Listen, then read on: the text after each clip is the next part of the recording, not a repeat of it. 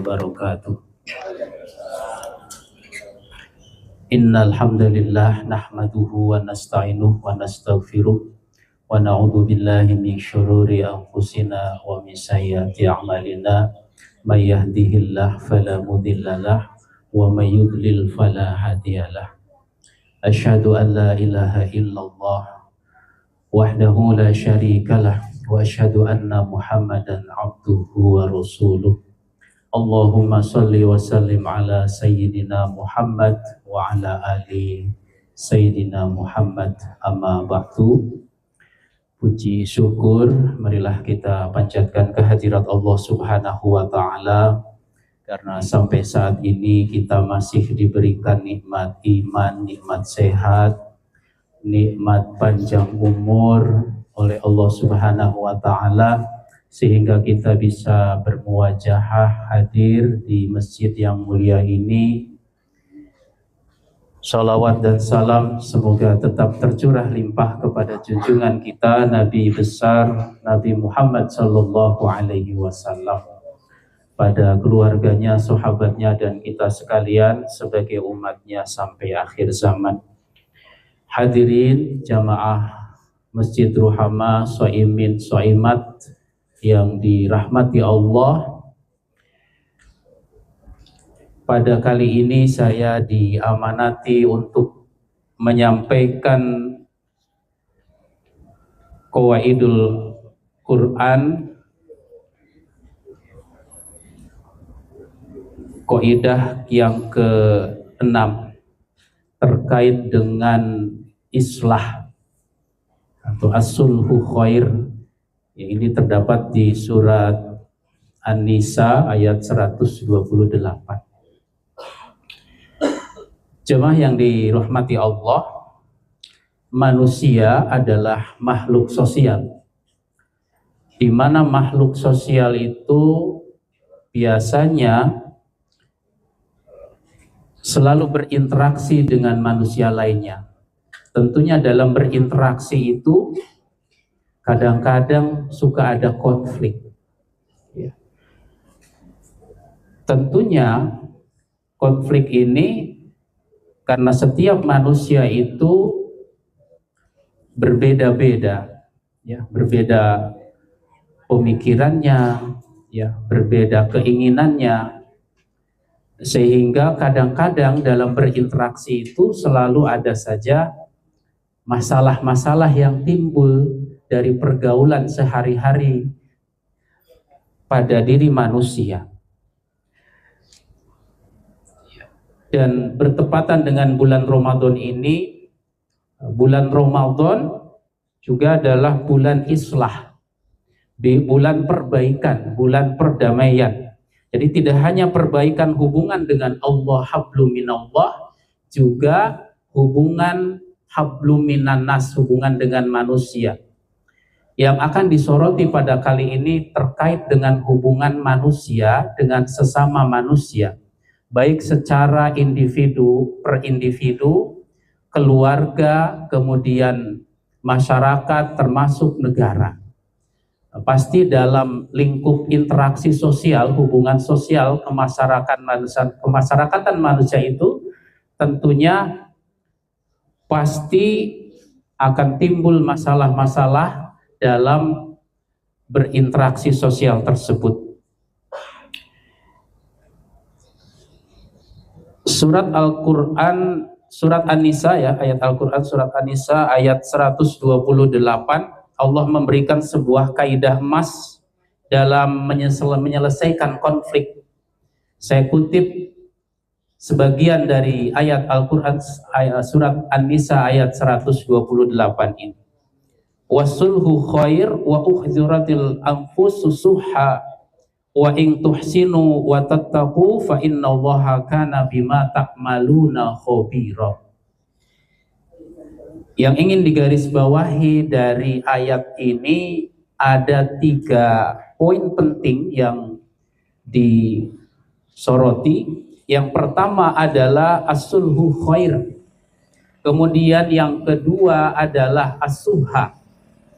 Yang ketiga tahsinu wa tattaqu. Yang pertama, as-suhul khair, damai itu lebih baik. Allah menegaskan bahwa as-sulhu khair, perdamaian itu lebih baik. Dalam rumah tangga atau pertemanan, mengalah untuk menang di hadapan Allah jauh lebih mulia daripada bersikeras mempertahankan ego. Di dalam ayat ini fokusnya adalah terkait dengan islah dalam rumah tangga. Allah contohkan dalam berkaitan dengan pergaulan atau interaksi sosial antara suami dan istri. Tetapi pada dasarnya interaksi sosial itu individu dengan individu, kemudian dengan masyarakat satu dengan masyarakat lainnya, termasuk dengan negara, pasti tentunya ada konflik kadang-kadang karena perbedaan-perbedaan yang timbul dari manusia itu. Tentunya konflik itu perlu ada solusi untuk menyelesaikannya. Dengan cara apa? Allah menjelaskan dengan cara damai itu lebih baik. As-sulhu khair. Kemudian yang digarisbawahi yang kedua adalah as-suha. As-suha ini adalah penyakit. Jadi Allah menyebutkan bahwa manusia itu memiliki tabiat suha, kikir, egois. Ya.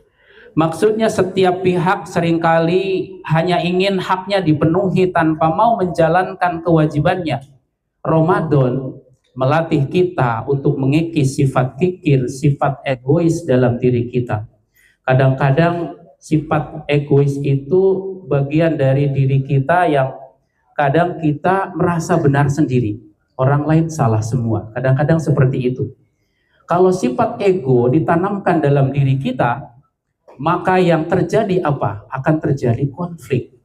Konflik akibat dari ego yang ada dalam diri setiap manusia.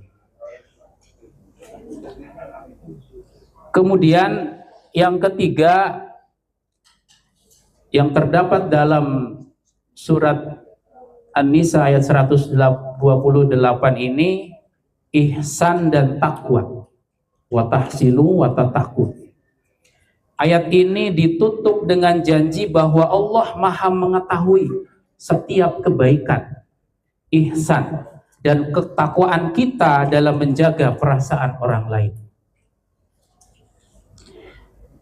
Semangat perdamaian dan menahan ego ini diperkuat oleh sabda Rasulullah Shallallahu Alaihi Wasallam mengenai kedudukan orang yang mendamaikan perselisihan.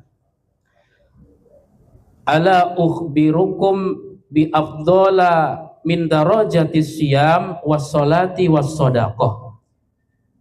Qala bala qalu islahu dzati baini.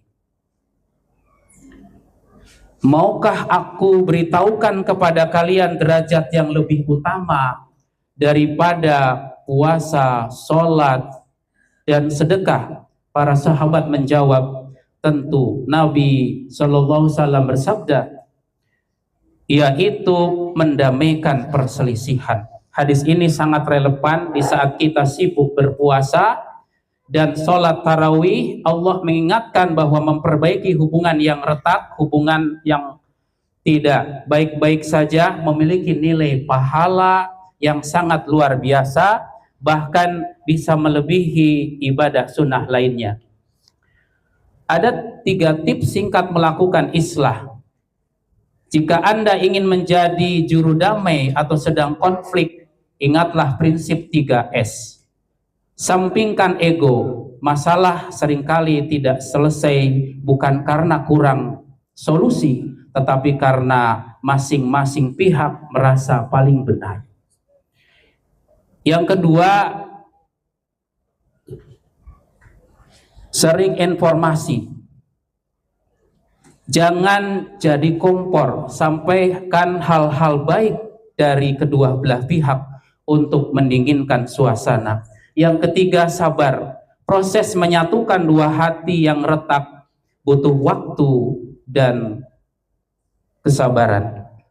Mari kita jadikan dari kita sebagai pendingin di tengah suasana yang panas.